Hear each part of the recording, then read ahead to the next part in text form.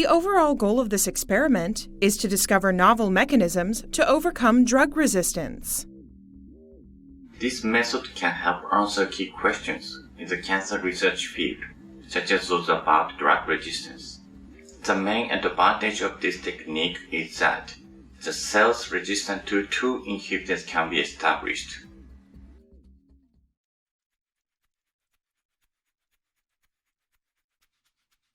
To begin, plate PC9 cells in growth medium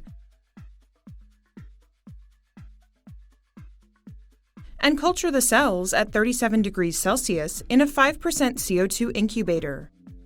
Use an automated cell counter to count the cells and adjust the concentration to 1.0 times 10 to the 5th cells per milliliter in growth medium. Then, seed 50 microliters of the cells into each well of a 96-well plate. Incubate the plate overnight at 37 degrees Celsius. The following day, add 50 microliters of gefitinib at different concentrations so that the final volume in each well is 100 microliters.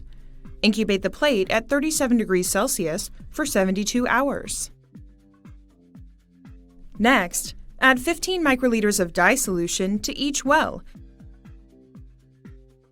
and incubate the plate at 37 degrees Celsius for 4 hours. Add 100 microliters of the solubilization stop solution to each well for solubilizing the formazan produced by the dye solution, and incubate the plate at 37 degrees Celsius overnight.